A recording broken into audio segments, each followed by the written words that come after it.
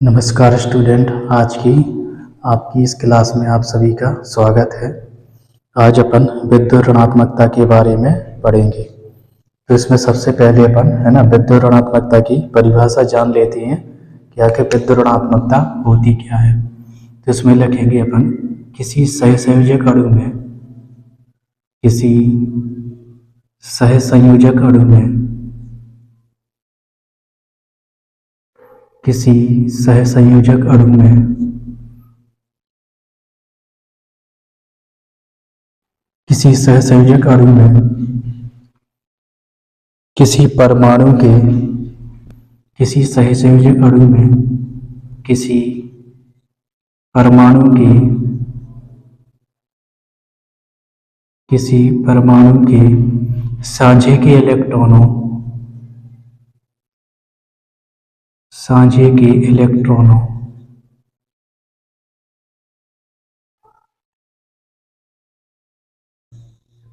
परमाणु के साझे के इलेक्ट्रॉनों को अपनी ओर साझे के इलेक्ट्रॉनों को अपनी ओर साझे के इलेक्ट्रॉनों को अपनी ओर आकर्षित करने अपनी ओर आकर्षित करने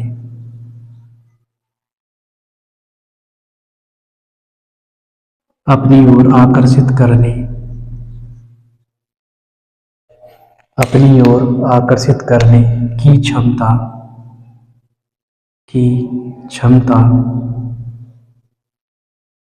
आकर्षित करने की क्षमता को उस तत्व या परमाणु की करने की क्षमता को उस तत्व या परमाणु की विद्युत ऋणात्मकता कहते हैं।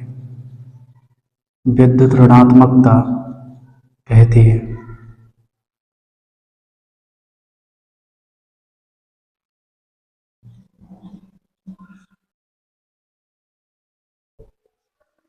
विद्युत ऋणात्मकता कहते हैं।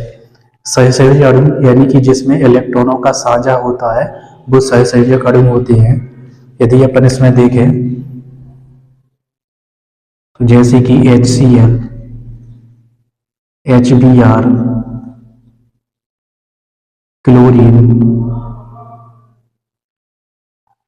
F2, ऑक्सीजन, ये सारे क्या होते हैं? ये सहसंयोजक अणु होते हैं।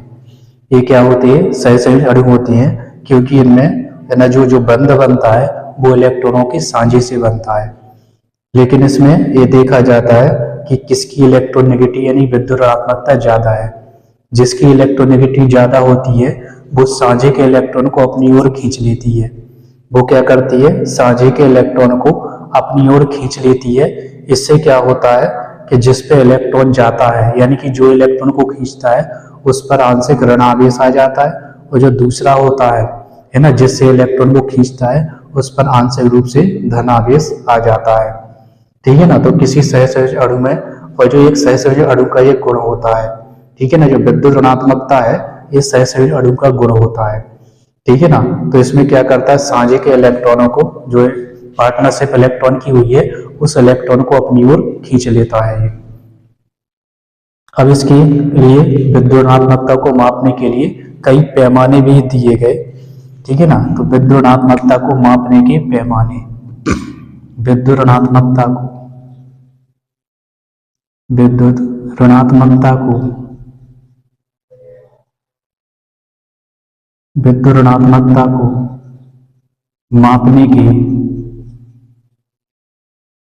मापने के पैमाने। वैसे तो आयनन ऊर्जा, ठीक है ना, आयनिक त्रिज्या है ना, आयनिक त्रिज्या होती है, परमाणु त्रिज्या या आयनन एंथैल्पी या इलेक्ट्रॉन एंथैल्पी, यानी कि मान को क्या है? ज्ञात नहीं किया जा सकता। लेकिन फिर भी एक है ना संख्यात्मक मान इनका कुछ वैज्ञानिकों ने दिया है। ठीक है ना। जिससे क्या है, ये अपन पता कर सकते हैं कि इलेक्ट्रोनेगेटिविटी किसकी ज्यादा होती है और किसकी कम होती है। ठीक है ना। तो इसमें कुछ वैज्ञानिकों ने कुछ पैमाने दिए हैं। इसमें सबसे पहला है पॉलिंग पैमाना। सबसे जो पहला है इसमें है पॉलिंग पैमाना।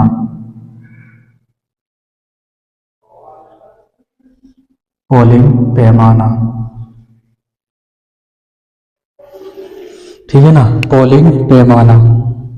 इसके बाद अगला दिया गया इसमें मुल्लिकन जफे पैमाना। मुल्लिकन जफे पैमाना, या हम केवल मुल्लिकन पैमाना भी बोल सकते हैं इसको, मुल्लिकन या जफे पैमाना या मुल्लिकन पैमाना। इसके बाद इसमें एक तीसरा पैमाना भी है ना, अलर्ड अलर्ड राजू, अलर्ड राजू पैमाना। अलर्ड राजू, अलर्ड राजू पैमाना, अलर्ड राजू पैमाना। तो ये कुछ पैमाने दिए गए है ना, दी गई है इसमें, ताकि इसमें इलेक्ट्रोनेगेटिविटी का मान ज्ञात किया जा सके। इसमें जो सबसे ज्यादा जो विकसित पैमाना है, ठीक है ना, या फिर ये कह लें कि जिसका जो सबसे ज्यादा उपयोग होता है वो होता है पॉलिंग पैमाना, ठीक है ना। इस पॉलिंग पैमाने का उपयोग सबसे ज्यादा किया जाता है, और इस पैमाने के आधार पर जो फ्लोरीन है, ठीक है ना, जो फ्लोरीन तत्व होता है, ये आवर्त सारणी में सबसे ज्यादा विद्युत ऋणात्मकता दर्शाता है।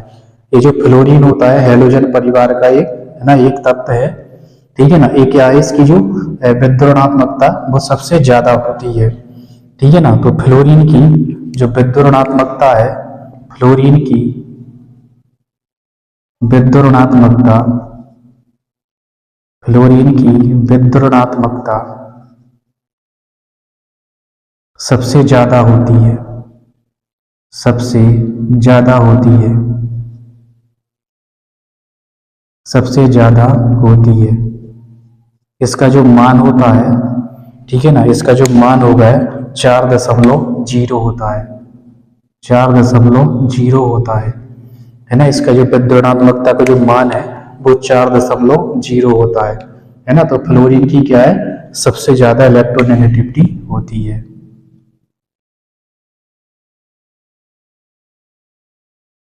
सबसे ज्यादा इलेक्ट्रोनेगेटिव फ्लोरीन होता है।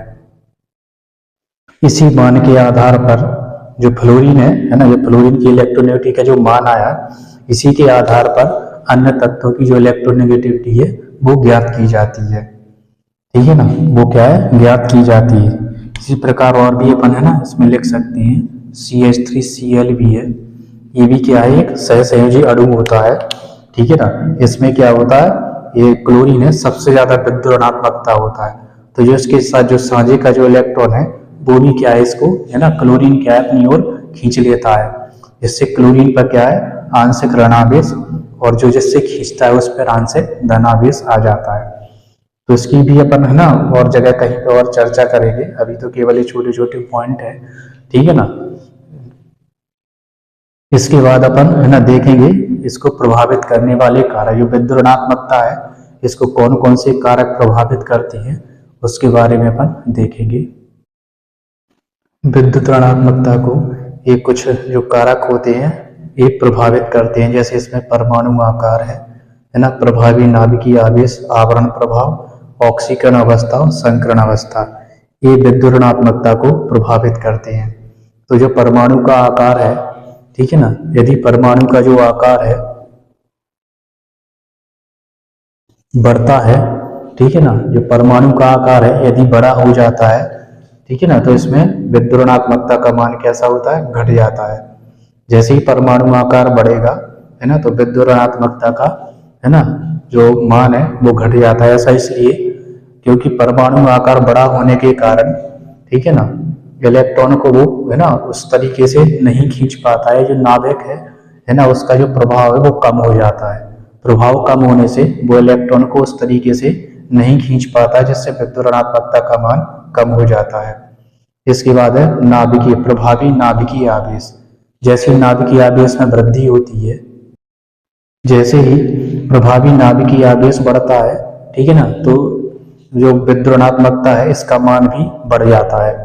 जैसे ही प्रभावी नाभिकीय, नाभिक का जो है ना आवेश या नाभिक इलेक्ट्रॉन को आकर्षित करेगा, ठीक है ना, तो इससे क्या होता है, विद्युणात्मकता का मान बढ़ जाता है, क्योंकि इससे जो बंधे हुए जो इलेक्ट्रॉन है, ठीक है ना, वो इसकी ओर आकर्षित होने लगते हैं।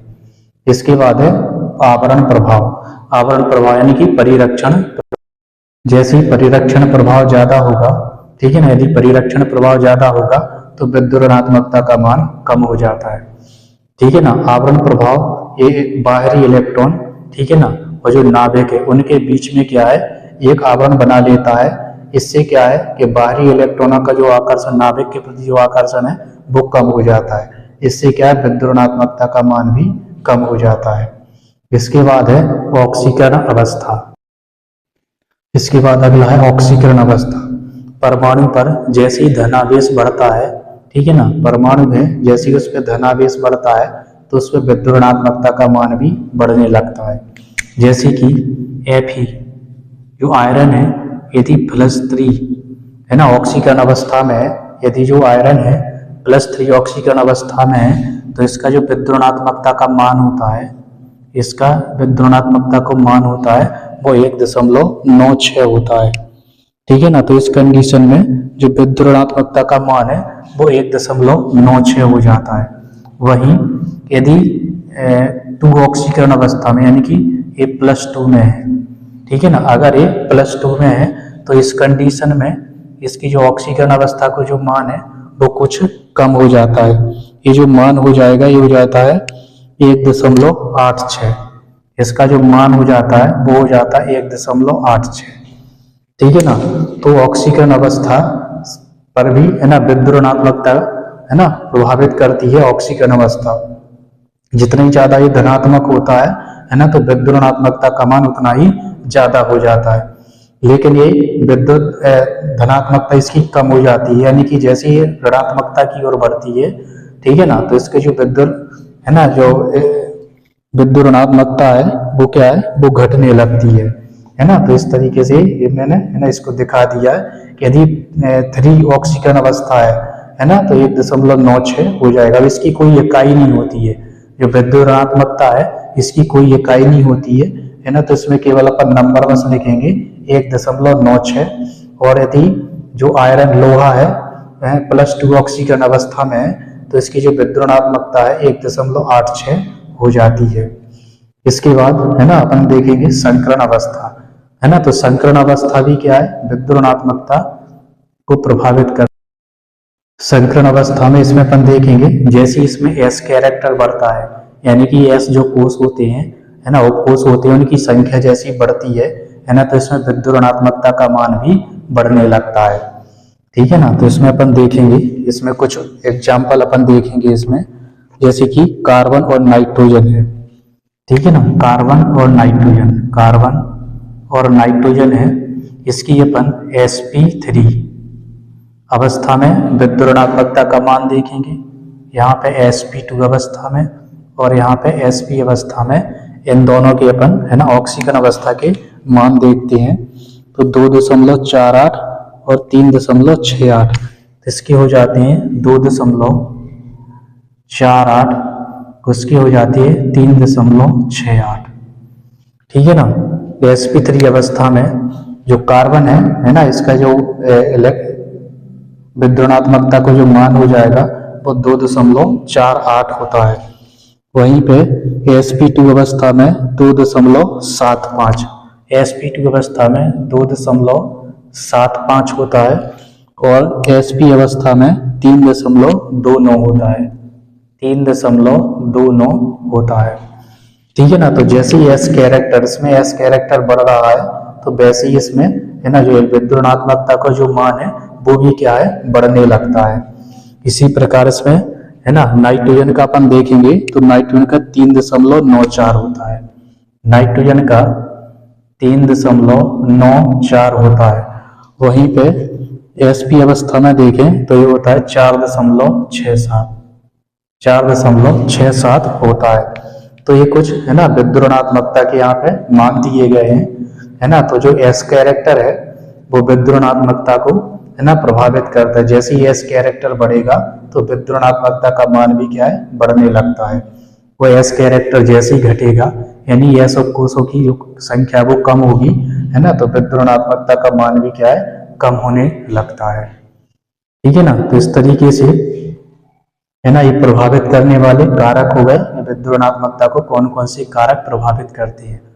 अब इसके बाद अपन इसके अनुप्रयोग देखेंगे कि विद्युत ऋणात्मकता का क्या उपयोग होता है। विद्युत ऋणात्मकता के आधार पर अपन, है ना, ये निर्धारित कर सकते हैं या पता कर सकते हैं कि कौन सा तत्व धातु होगा और कौन सा तत्व अधातु होगा। तो जैसे कि इसमें अपन ने अभी पढ़ रखा है अपन ने कि जो फ्लोरीन है ना, आवर्त सारणी में इसकी जो विद्युत ऋणात्मकता वो सबसे ज्यादा होती है। ठीक है ना, जो फ्लोरीन है, ठीक है ना, फ्लोरीन तत्व की जो विद्युत ऋणात्मकता है वो सबसे ज्यादा 4.0 होती है।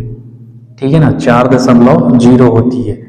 इस कंडीशन में ये क्या होता है, ये इसकी विद्युत ऋणात्मकता का मान सबसे ज्यादा है, तो ये क्या हो जाता है, ये सबसे अधात्विक तत्व है, यानी कि इसकी जो अधात्विकता बढ़ जाती है। ये क्या होता है, ये अधात्विक होता है, मतलब कि इसमें धातुओं जैसे गुण नहीं होते। वहीं पे अपन सीजीएम का देखें, तो सीजीएम की जो विद्युत ऋणात्मकता वो सबसे कम होती है, 0.7। इसकी जो विद्युत ऋणात्मकता है वो सबसे कम होती है ना, 0.7 होता है विद्युत ऋणात्मकता का मान। तो इसलिए ये क्या होता है, ये सबसे ज्यादा धात्विक तत्व होता है, ये सबसे ज्यादा धात्विक तत्व होता है। ठीक है ना, तो सीजीएम क्या है, एक तरह का धातु होता है। ठीक है ना, तो इससे अपन विद्युत ऋणात्मकता से अपन ये भी पता कर सकते हैं कि कौन से, है ना, धातु जिसके कौन से तत्व में धात्विक गुण ज्यादा होगा और कौन से में अधात्विक गुण ज्यादा होता है। ठीक है ना, तो इससे अपन ये पता कर सकते हैं। इसके बाद है बंधों की प्रकृति, है ना, तो बंध कैसे है, बंध, है ना, पोलरिटी के आधार पे अपन देखें। ठीक है ना, तो दो प्रकार, एक तो होता है ध्रुवीय बंध, एक होता है अध्रुवीय बंध, है ना, तो उसकी प्रकृति भी अपन जान सकते हैं कि कौन से में, है ना, ध्रुवीय बंध होगा और कौन सा अध्रुवीय बंध होगा। तो यहाँ पे अपन ये भी पता कर लेंगे कि ध्रुवीय बंध कौन सा होता है और अध्रुवीय बंध कौन सा होता है। ध्रुवीय बंध और एक होता है अध्रुवीय बंध, एक होता है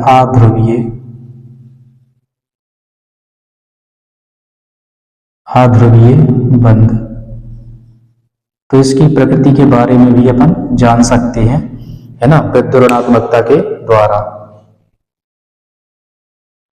इसमें अपन देखेंगे ध्रुवीय बंध। तो ध्रुवीय बंध ऐसे बंध होते हैं, है ना, जिनमें विद्युत ऋणात्मकता का अंतर नहीं होता है, यानी कि जब दोनों तत्वों की, है ना, जो विद्युत ऋणात्मकता का जो मान है वो समान हो जाता है ना, तो इस प्रकार के जो बंध होते हैं वो अध्रुवीय बंध कहलाते हैं।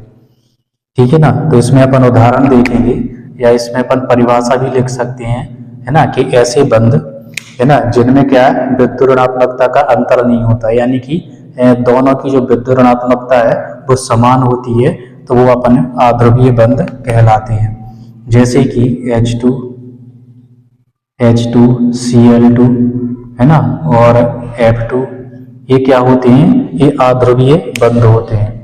इनमें क्या है, दोनों की जो विद्युत ऋणात्मकता का जो मान है वो समान होता है। ठीक है ना, तो इससे क्या होता है, जो साझे का इलेक्ट्रॉन है अपने अपने पास ही बना रहता है। ठीक है ना, क्योंकि इसमें विद्युत ऋणात्मकता का अंतर नहीं होता है, इसलिए साझे के इलेक्ट्रॉन अपने अपने पास रखे रहते हैं। इनमें वो प्रवृत्ति नहीं होती है कि वो साझे के इलेक्ट्रॉनों को खींच पाए, क्यों, क्योंकि दोनों की जो विद्युत ऋणात्मकता है वो समान होती है। ठीक है ना, तो इस तरीके के जो बंध होते हैं वो अध्रुवीय बंध कहलाते हैं। जबकि ध्रुवीय बंध में क्या होता है, उनकी विद्युत ऋणात्मकता में कुछ ना कुछ अंतर होता है। ठीक है ना, और जब अंतर हो जाएगा तो इसमें क्या होता है, साझे का इलेक्ट्रॉन, है ना, किसी दूसरी ओर चला जाता है, जो मतलब जिसकी विद्युत ऋणात्मकता ज्यादा होती है, जैसे कि HCl हो गया, HBr हो गया, ठीक है ना, HF हो गया, और इसके अलावा, है ना, CH3Cl हो गया, है ना, तो ये क्या होते हैं, ये ध्रुवीय बंध कहलाते हैं, है ना, इनमें ध्रुवीय बंध होता है। है ना। तो जो विद्युत ऋणात्मकता ज्यादा होगा तो उस पे आंशिक ऋणावेश आ जाता है। जैसे मान चलो HF या HCl देखें अपन, CH3Cl देखें अपन, ठीक है ना, तो इसकी विद्युत ऋणात्मकता ज्यादा होती है, तो इस साझे के इलेक्ट्रॉनों को अपनी ओर खींच लेगा, और जैसे ही साझे के इलेक्ट्रॉन को अपनी ओर खींच लेता है तो इस पे आंशिक ऋणावेश आ जाता है और इस पे आंशिक धनावेश आ जाता है, ठीक है ना। तो इस तरीके से ये जो बंध कहलाते हैं, है ना, जिनमें आंशिक धनावेश और आंशिक ऋणावेश आ जाता है तो वो ध्रुवीय बंध कहलाते हैं, है ना। तो जो क्या होते हैं, ये सारे के सारे ये ध्रुवीय बंध है ना, जिनमें एक की विद्युत ऋणात्मकता ज्यादा होती है और दूसरे की जो विद्युत ऋणात्मकता है वो कम होती है। तो जिसकी विद्युत ऋणात्मकता ज्यादा है वो साझे के इलेक्ट्रॉन को अपनी ओर खींच लेता है, जिससे उस पर आंशिक ऋणावेश आ जाता है, और जिससे इलेक्ट्रॉन खींचता है या जिसकी विद्युत ऋणात्मकता कम होती है उस पर आंशिक धनावेश आ जाता है ना। तो ये चित्र में अपन ने इसमें ये भी दिखा रहा है। अणुओं में जो ध्रुवीयता का जो मान होता है ना, इसको अपन, है ना, द्विध्रुव आघूर्ण के रूप में मापते हैं। इसको अपन द्विध्रुव आघूर्ण के रूप में मापते हैं, या जिसको डाइपोल मूवमेंट बोलते हैं। द्विध्रुव आघूर्ण के रूप में इसको मापते हैं अपन, या डाइपोल मूवमेंट बोलते हैं जिसको, द्विध्रुव आघूर्ण, डाइपोल मूवमेंट, ठीक है ना। जैसे HF का जो डाइपोल मूवमेंट है 1.86 होता है। HF का जो HF अणु है इसका जो डाइपोल मूवमेंट है ना, डाइपोल मूवमेंट ये होता है 1.86 D, ठीक है ना। तो इसका मान है HF का, हाइड्रोजन फ्लोराइड का जो द्विध्रुव आघूर्ण का मान है 1.86, है ना, डी यानी कि डाइपोल मूवमेंट हो जाता है। और इस प्रकार के जो अणु होते हैं वो द्विध्रुवीय अणु कहलाते हैं, ठीक है ना। और इस पे जो बनने वाला जो बंध होता है वो ध्रुवीय बंध कहलाता है, ठीक है ना।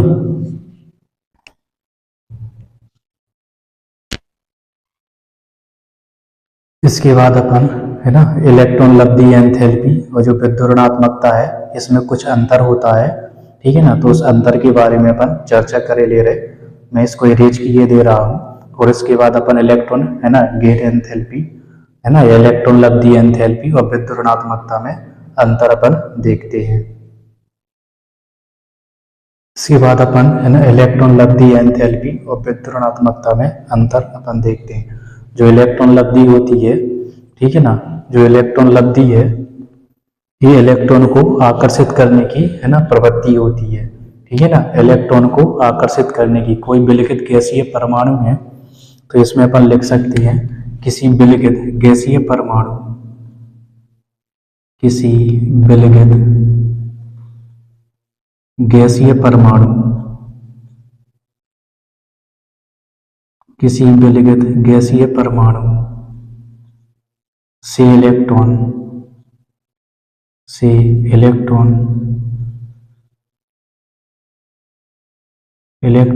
आकर्षित करने, इलेक्ट्रॉन आकर्षित करने की प्रवृत्ति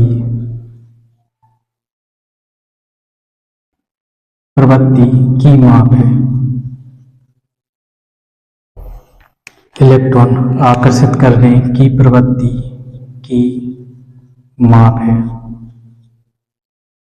की प्रवृत्ति की माप है। कोई गैसीय परमाणु है, ठीक है ना, कोई गैसीय परमाणु है, ठीक है ना, तो एक इलेक्ट्रॉन को आकर्षित करने की जो प्रवृत्ति होती है वो इलेक्ट्रॉन लब्धि एंथैल्पी कहलाती है।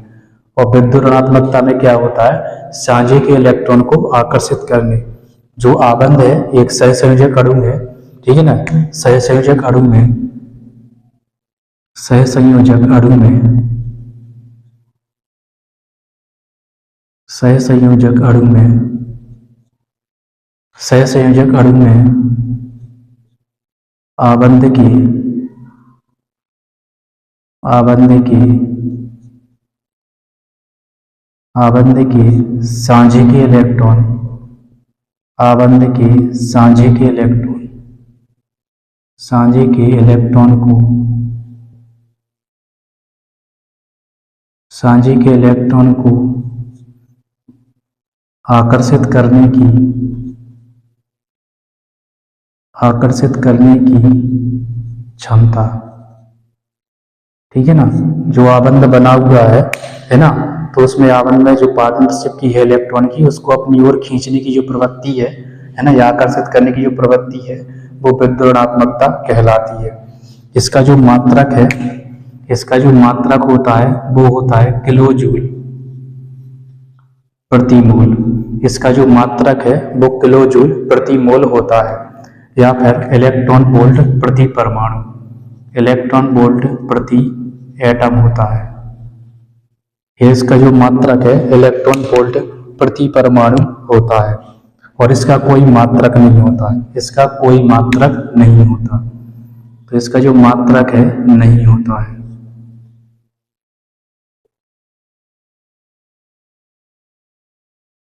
इसका मात्रक नहीं होता है। यह एक परमाणु का गुण होता है।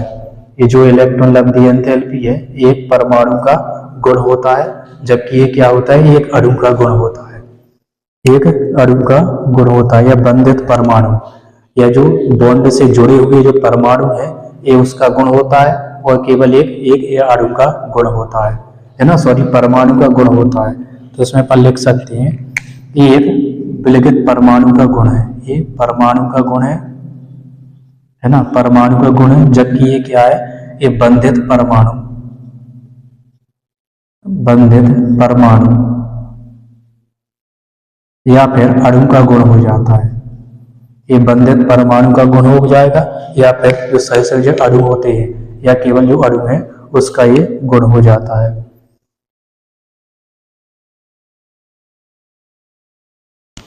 इसका जो मान है वो बंधन की अवस्था पर निर्भर करता है कि बंध कौन सा बना हुआ है और कैसा बना है और किसके साथ बना है ना। तो इसका जो मान है वो बंध की अवस्था पर निर्भर करता है, और इसका जो मान है वो यथार्थ मान होता है।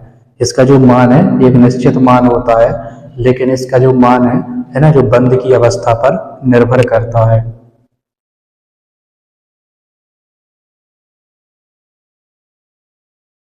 इसका जो मान है ना, समूह में या जो आवर्त है उसमें क्या है ना, ये बदलता नहीं है। इसमें जो इसका जो मान है वो बदलता नहीं है, लेकिन इसका जो मान है वो बदलता रहता है। ठीक है ना, इसमें कुछ ही अंतर थे। ठीक है ना, तो इसका जो मान है वो क्या है, बदलता रहता है, और इसका जो मान है वो नहीं बदलता है। ठीक है, तो इस तरीके से भी अपन ने है ना इनमें अंतर भी है ना देख ली कि इलेक्ट्रॉन लब्धि एंथैल्पी और जो विद्युदात्मकता है इनमें क्या अंतर होता है। इसके बाद अपना एक और टॉपिक बचा है संयोजकता या ऑक्सीकरण अवस्था। ठीक है ना, तो इसको भी अपन है ना कंप्लीट कर लेंगे, और उसके बाद फिर अपन जो आवर्त सारणी है ना, तो आवर्त सारणी के अपन जो तत्व होते हैं उनको अपन कैसे याद करेंगे है ना, और उसका जो परमाणु क्रमांक है वो कैसे याद करेंगे है ना। तो इस टॉपिक के बाद अपन वही देखने वाले हैं। तो आज तक की क्लास में बस इतना ही। ठीक है ना, इसी तरीके से हंसते रहिए, खेलते रहिए, मुस्कुराते रहिए, पढ़ते रहिए। वीडियो अच्छा लगे तो अपने दोस्तों के साथ जरूर शेयर कीजिए। नमस्कार।